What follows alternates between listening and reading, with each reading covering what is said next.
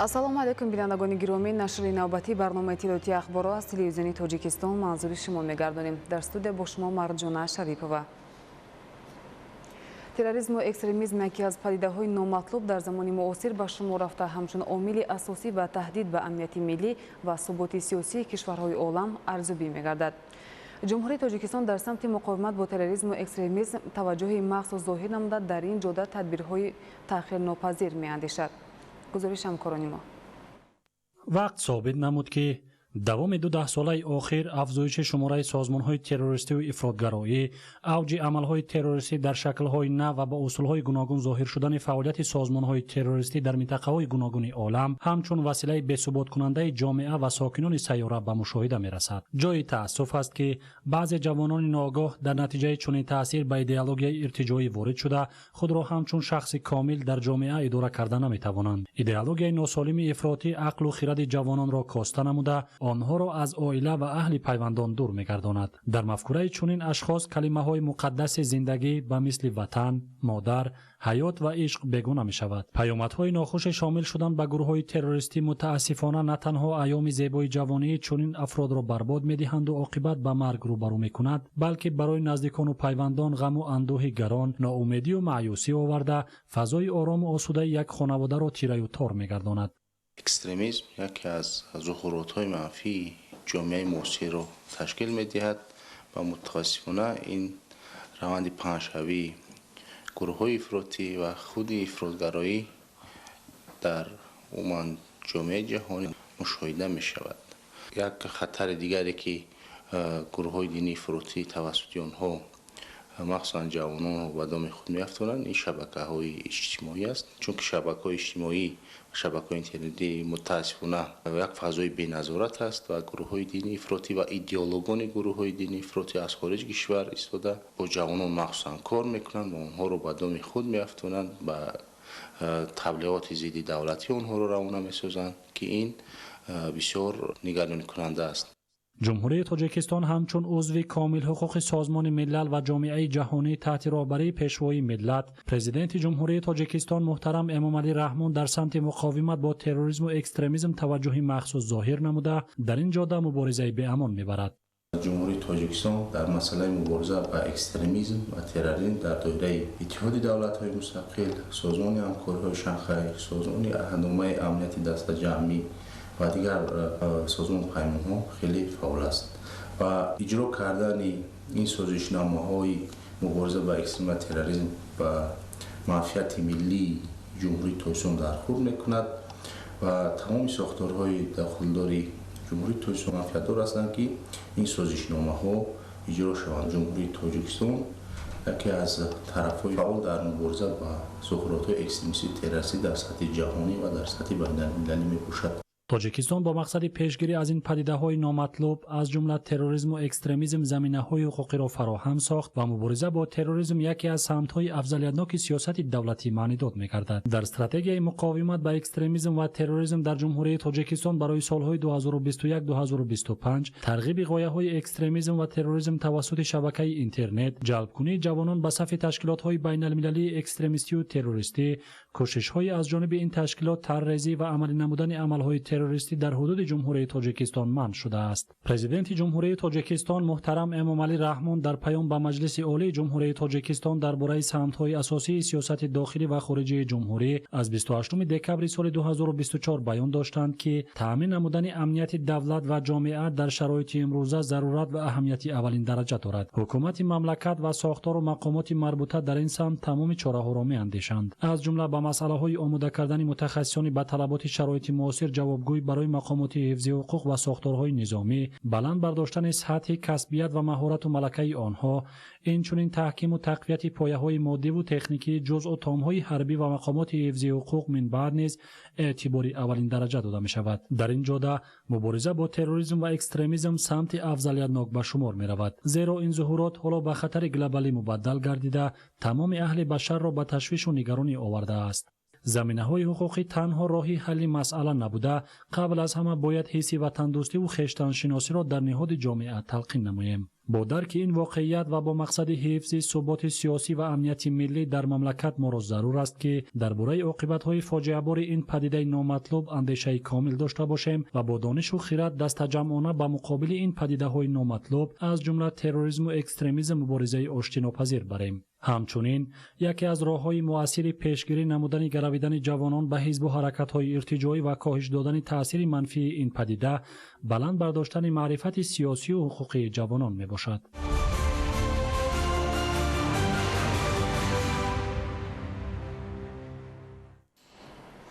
در ناحیه جلال‌الدین بلخی جهت ثمرناک و عاقلانه استفاده نمودن قطعه‌های نزد حولگی و از این حساب گرفتن زیاده از 2 حاصل تدبیرهای سودمند عملی کرده می شود. گزارش سعیدشاه مرادعلی و اسکندری سعید. در شرایط کنونی که وضع تغییریابی اقلیم به ساحه کشاورزی تاثیر منفی رسانیده ایستاده است، کشاورزان را میباید از راه و اصولهای معاصر پرثمر استفاده برند. پرورش زراعت و سبزوات در گرمخانه و کشت و پرورش اصول زیر حریر پلی‌اتیلنی در همه گونه شکل خواجگیداری به منفعت کار بوده، دهقانان شهر و ناحیه‌های ولایت ختلان طی چند سال اخیر این تدبیر را روی کار گرفتند. در ناحیه جلال‌الدین بلخی در قطعه‌های نزد حولگی گرمخانه‌ها بنیاد گردیده، ساکنان در چند مرحله حاصل فراوان و باصفت به دست می‌آورند که در بلند گردیدن سطح روزگارشان مساعدت کرده است. عبدالرازق میرمحمدов ساکن دهه غلبه جماعت شهرک بلخ در زمین نزد حولگی خویش 2 گرمخانه دائم عمل کننده بنیاد نموده است که از حاصل فراوان او همساله به طور وسیع انواع گوناگون کشاورزی استحصال و ذخیره می‌نماید. همزمان با استفاده از امکانیت‌های طبیعی و پرورش زنبور عسل نیز رغبت زیاد دارد. ما در برابر همین ساحه کشاورزی باز برای سطح زندگی خود رو مقصد نقص کردن به همین ساحه زنبور پروری هم بگیم مشغول هستیم. این ساحه که ساحه درآمدناکترین است، مقصد هر یک اویله باید از همین استفاده برد برای بهبودی اویله خودش. بسیار خوب میشود. 15 اویله زنبور داریم. هر سال مثال باز زیاد میشوند اینو میفروشیم. اویله زنبور میفروشیم. با مثال هر سال همینجا قریب 70-80 کیلو عسل میگیریم. بازار میبریم برای درآمد اویلوی. دیگرش هم مثال میمونیم با ذخیره میکنیم. زمستان با نبیرها با فرزندها استفاده میبریم. طبیعت تاجیکستان باور کنید بسیار برای همین ساحه زنبور پروری چی در دهو چی در گجوی که نباشد مطابق همین طبیعت تاجیکستان است. فکر میکنم اگر هر یک اویله همین زنبور استفاده برد افضل و بهتر می شود. در زمینه دستور و هدایت‌های رهبریت عالی کشور جهت استفاده عاقلانه هر یک قطعه زمین و ذخیره محصولات برای 2 سال هر یک ساکن ناحیه پرمحصول مهنت کرده زمین‌های نزد حولگی را در 2-3 مرحله پایبند کشتی زراعت و سبزوات گوناگون قرار می‌دهند. این است که قریب در هر یک خاندان ذخیره کافی محصولات کشاورزی به نظر می‌رسد. خزار بروزی من پرزیدنت که مقصد زمین از جدای ما او هست سویت هست خیلی همش تامینه خود سوزه میکنیم میخریم بانکمون رو کم کنیم برای زمستون $1000 خوک کردیم کمپوت کردیم همه چی کردیم یگون کمبودی نیست.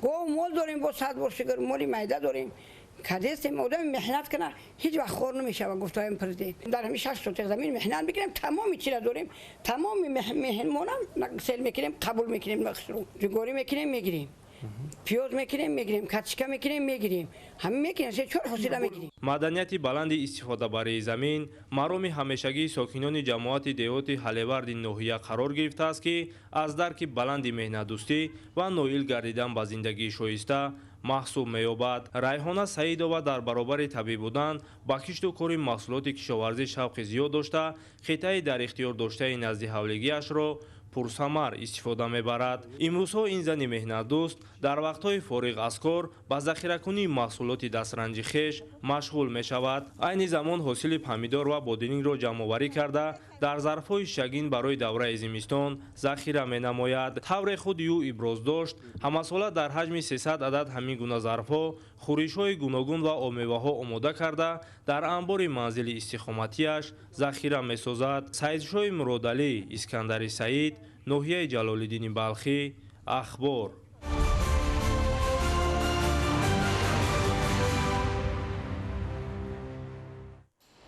با به دست آوردن حاصل فراوان محصولات گوناگون از قطعه‌های نزدیک حولگی، ساکنان ناحیه فرخور برای دوره تیر ماه زمستان آمادگی می‌گیرند.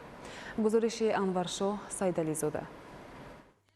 در ناحیه فرخور بابت استفاده ثمرناک زمین‌های نزدیک حولگی و بلندبرداشتن حاصلناکی زراعت‌های کشاورزی، ساکنان جامعه دهاتی فرخور ناحیه تجربه زیاد داشته. آنها امسال در زمین نزدیک حولگی خود کشت پامیدور، بادرینگ، کرم، لوبیاگی، جواری مکه، بایمجان، زراعت‌های فلزی و غیره را به راه مانده از حاصل جمع‌آوری نموده خود سطح زندگیشان را بلند می‌بردارند و همچنین از این نمود زراعت‌ها برای موسم زمستان نمودهای گوناگون محصولات را ذخیره نموده ایستادند. امروزها اکثر ساکنان ناحیه علاقه به جمع‌آوری محصولات کشاورزی و بسته‌بندی نمودن آنها در ظرف‌های شیشگین مشغولند. زحمتکشان اساساً خوشنود از آنند که در نتیجه مناسبت خوب با زمین امروز ثمره دلخواه به دست آورده ایستادند. در رابطه با دستور هدایت‌های پیشوای ملت محترم امامعلی رحمان باید ثمرناک استفاده بردن زمین‌های نزدیک حولگی ساکنان ناحیه فرخور مسئولیت بلند درک نموده هر یک وجب زمین‌های نزدیک حولگی خود را ثمرناک استفاده نموده از هر یک زمین از 2 تا 3 4 حاصل زراعت‌های کشاورزی به دست آورده ایستاده‌اند. اکثر ساکنان ناحیه حاصل کشتی زراعت‌های کشاورزی خود را جمع‌آوری نموده و بازارهای داخله پیشنهاد نمودند. طوری که سترامو تبر و ساکنی دهه اتفاق جامعه دهاتی فرخور ناحیه فرخور اظهار داشت آنها هر سال با تعداد زیاد از سبزیجات تر و تازه و میوه‌های شیرین با رعایت قاعده‌های سانیتاری از شورای و شربت و خورش و مربا آماده می‌کنند. همین گونه نظام خوبی کار با فراوانی، ارزانی و در مجموع با بلند برداشتن سطح نیکوحوالی ساکنان زمینه می‌گذارد. میگوید او اهل این عائله علاقه دانگی‌ها، خشک میوگی‌ها و مرباها آماده برای فردا ذخیره نمودند. در حوالی ما زمین داریم تشکا میکنیم و بعد تشکا با پامیدور بادرینگ مکه و این سبزیجات و چی لبلبو میشنیم تشکا مون گرفتیم اینا ذخیره کردیم اینا پامیدور چیندیم و سالاد کردیم. باید گفت که این تدبیر با آن مساعدت میکند که افشورای شربت و خورش و مربای میوه و سبزیجاتی در شرایط خوبی سانیتاری آماده کرده شده تمام فصل سال همچون غذای ضروری استفاده کرده شود. استفاده ثمرناک قطعه نزدیک حولگی امکان فراهم آورد که ساکنان جماعت‌های دهاتی ناحیه فرخور محصولات نکم از 2 سال را ذخیره نمایند. ساکنان زحمت‌قرین ناحیه در زمینه دستور هدایت و توصیه‌های پیشوای ملت محترم امامعلی رحمان برای دوره زمستان و در مجموع برای 2 سال سبزیجات تر و تازه، میوه‌جات و دیگر مواد غذایی آماده و ذخیره می‌کنند. انورشاه سیدعلی زاده، سید حامد شریف، ناحیه فرخور، اخبار.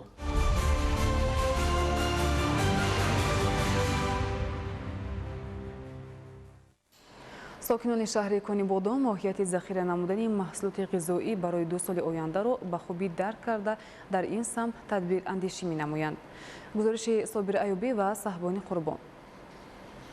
در شهر کنیبادام جهت اجرای دستور هدایت‌های اساسگذار صلح و وحدت ملی پیشوای ملت پرزیدنت جمهوری تاجیکستان محترم امامعلی رحمان در سمت استفاده ثمرناک زمین و ذخیره مواد غذایی تدبیرهای ضروری اندیشیده می‌شود. از یک زمین گرفتن 2 3 و زیاده از آن حاصل از افضلیت‌های سیاسی کشاورزی مملکت بوده همزمان از عامل‌های مهم تأمین شایسته امنیت عضوقواری محسوب می‌یابد. در رسیدن به این هدف عالی استراتژی گذرانیدن کشتی تکراری و تکرار استحصال اهمیت خاصه دارد. با نظرداشت این در میدانهای بعد جمع‌آوری حاصل خالی شده خواجگی‌های کشاورزی روند کشتی تکراری زراعت‌ها ادامه دارد. در این ردیف ساکنان دهات باشند زمین‌های نزدیک حولگی خش را برای کشت و پرورش میوه و سبزیجات استفاده برده از حاصل به دست آورده خود مواد غذایی را ذخیره می‌نمایند. در رابطه با دستور و سپارش‌های پیشوای ملت پرزیدنت مملکت محترم امامعلی رحمان ساکنان جماعت دهاتی فیروزآباد با مسئله استفاده عاقلانه قطعه زمین نزدیک حولگی و آمادگی به دوره زمستان اهمیت جدی ظاهر کرده با استفاده ثمرناک امکانیت‌های موجوده و دسترس چون عنعنه طبق احتیاج برای اهل عائله خود محصولات گوناگون را ذخیره نموده ایستادند. بغیر از آموزگاری با دهقانی شغل می‌ورزم در از قطعه نزدیک حولگی خود با مشغول میشویم با دهقانی کشتکار با مانند پامیدور، لبلبو، بایمجان و مکه با زندگی به یاری میرساند. محصولات روینده خود را بغیر از اویله خود بازار برآورده به خلق میرسانیم. از این محصولات ها به زمستان ذخیره میکنیم. هم زمین خالی نمیماند و یک وجب زمین خالی نمیمانده با همراه اویلمان کشتکار میکنیم. ثمرناک و مقصدناک استفاده بردن هر یک وجب زمین عامل اساسی فراوانی محصولات می باشد. ساکنان کنی بادام نیز مدنیت خوبی استفاده زمین‌های نزد حولگی را بهتر عملی نموده میوه و سبزیجات ضروری را برای روزگار استحصال می‌کنند. محض این تدبیر امکانیت می‌دهد که برای قانع گردانیدن طلبات روزمره اینچنین برای دوره‌های منبعده نامگوی محصولات کشاورزی ذخیره کرده شود. ساکنان می‌گویند که ذخیره محصولات عنعنه خوبی ملت تاجیک بوده باید هر یک عائله با استفاده از امکانات خود محصولاتی برای روزگار ضروری را نگهداری نمایند. ما حرکت کردیم برای ذخیره زمستانه حرکت کردیم همین حاصلای نو کمتر ذخیره کردیم پامیدور بادرینگ بلگرسکی باقلاجان آلوچا پختگی آلوچای کمپوت کردیم سادیم همین همش خدا و شکر زکات کردیم برای ذخیره زمستان برای تامین خدا ما این محله من زنها همه جمع شده همه یا دیگه ما یاردم کرده همین کار تشکیل کرده همین محکم کرده ما سادیم بانک‌ها که نوبت که خانه به خانه همین تشکیل کردیم زردالو من هم خوش کردیم هم بانک‌ها برای نیکره زکات کردیم هم کمپوت کردیم از زردالوها. این زنهای صاحب تجربه همساله با استفاده عاقلانه قطعه زمین نزد حولگی نمودهای گوناگون میوه و سبزیجات پرورش میکنند که احتیاجات عائله را با محصولات کشاورزی تأمین مینماید. در هر یک خاندان زنان هنرمند با آماده نمودن خورش برای دوره زمستان سر و کار دارند و محصولات ضروری را با طرز و اصول گوناگون در ظرفهای شیشگی ذخیره میکنند. در استفاده مقصدناک و با ثمر قطعه‌های زمین یاری رسان شخصی و هم میدانچه‌های نزد حولگی ساکنان کنی بادام تجربه غنی داشته برابر تأمین اهل عائله خود جهتی با محصولات تر و تازه کشاورزی غنیگردانی بازارهای استعمالی نیز سهمی فعال می‌گذارند. صابر ایوبی، صاحبان قربان، شهر کنی بادام، اخبار.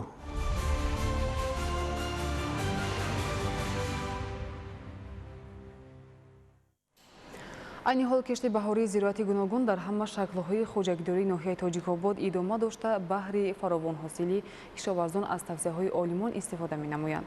بختاوری محردین این موضوع را شرح می‌دهد.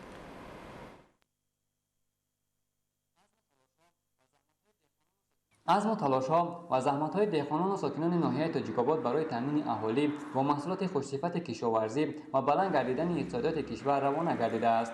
در این روند در همه شکل‌های خوجه‌گیری ناحیه کشت بهاری گذرانده شده دهقانان و ساکنان هر وجب زمین را از امکانات‌های در دست داشته عاقلانه استفاده نمودند. جورابک دولتبکر که یکی از برزگران دهات سفیداران جماعت دهات زرافشان میباشد سالهای طولانی است که با پرورش کشت زراعت کشاورزی و باغداری و زنبور عسل پروری مشغول است و از مهنت خود حاصل دوچند به دست می‌آورد. هر سال 84 همینجا زندگی میکنم همین زمین همینجا هر سال همین زمین که اوجی اونا پوز دادم روزگیم برای کش گردون کردن میرم چیکار امروز کردگیم نه شب و نه پامیدور جوری مکاو نه کاشکا نه کادو نه اونا کادو زندگی راموز میدارم زمین کاشکا لوبی شوندن نمیشه قریب 100 کیلو لوبی گام میگیره من میگم نه میگن از میز حاصل نمیشه هم جوری مکا هم لوبی یگون هم حاصل خوب میشه چند بود تو نمیدونم موبایل کاشکو کادو میشونم همون لوبی هم جوری مکانشون. همزمان ساکنان دهات ظفرآباد و گلستان جماعت دهات زرافشان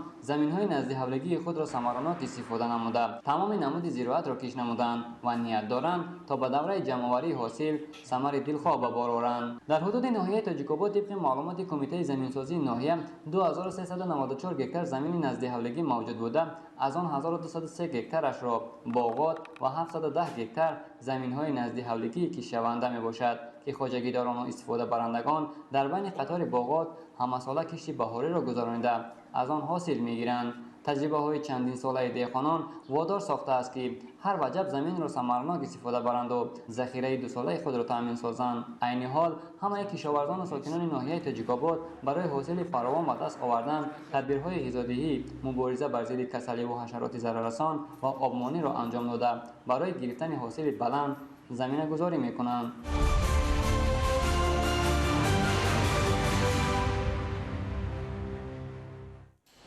با مقصد بلند برداشتن محصول نوکی زراعتی کشاورزی، تشکیل فعالیت خوجگیداری به طلبات اقتصادی جوابگو، مساعده نمودن در تامین امنیت آذوقه‌واری و آماده کردن متخصصان ساحه کشاورزی در شهر خاروق آموزش تجربوی برگزار گردید. ماهره طاهر موضوع را شرح می‌دهد.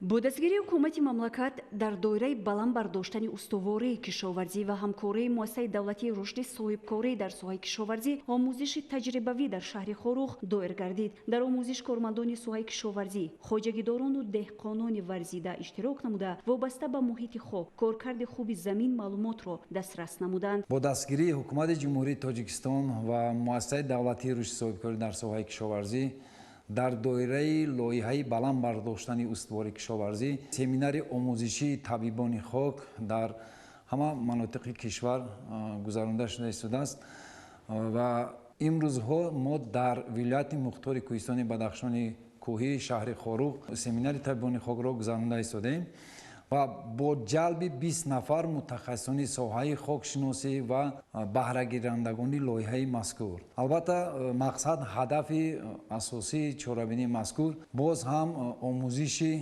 ماهیت‌های اساسی بلند برداشتن حاصلناکی خاک و ثمرناک استفاده بردن زمین‌های نزد حولگی، زمین‌های خوجگی‌های دهقانی، عموما اون زمین‌هایی که همچون بهره گیرندگان ما استفاده می‌برند بهره عملی شده است. آموزش تجربوی در سمت بلند برداشتن محصولناکی زراعت‌های دهقانی، تشکیل فعالیت خوجگیداری به طلبات اقتصاد جوابگو، مساعدت نمودن در تامین امنیت آذوقه‌واری، آماده نمودن متخصصان ساحه کشاورزی روی کار آورده شده بیشک به فعالیت منبع کشاورزان و دهقانان نقش مهم می‌بندد. همچنین مبادله تجربه‌ها را میان کارشناسان و کشاورزان همه منطقه های مملکت پرزور نموده پیش از همه مساعدت به عملی شوی هدف استراتژی مملکت تامین امنیت آذوقه‌واری راه اندازی کرده شده است. ولایت مختار کوهستان بدخشان گرچند که از جهت مساحت خود 44.9% حدود جمهوری تاجیکستان را تشکیل کند هم برای انکشاف ساحه کشاورزی به خصوص رستنی پروری و زراعتکاری امکانات‌های مساعد دارد. در برابر این ساحه کشاورزی ولایت به توسعه عالمان ساحوی در سمت تکنولوژی پرورش زراعت‌های کشاورزی وابسته به شرایط‌های اقلیمی ولایت تشکیل گرمخانه‌ها، آموزش خاک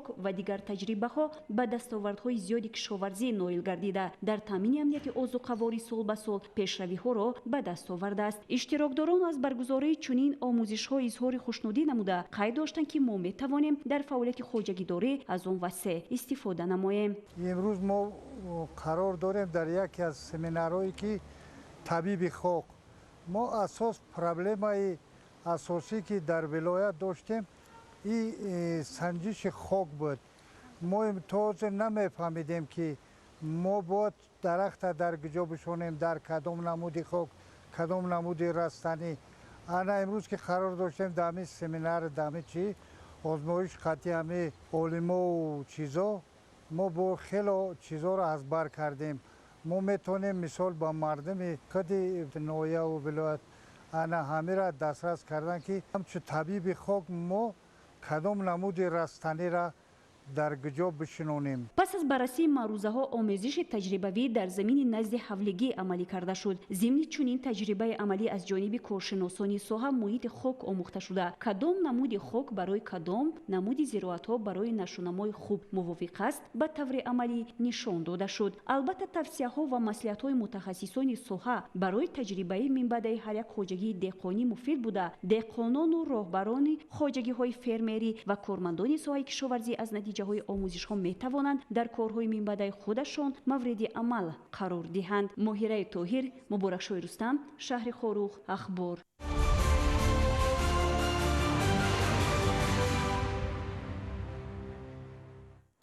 بینندگان گرامی، نشر نوبتی برنامه اطلاعاتی اخبار خاتمه می‌یابد. سلامت باشید.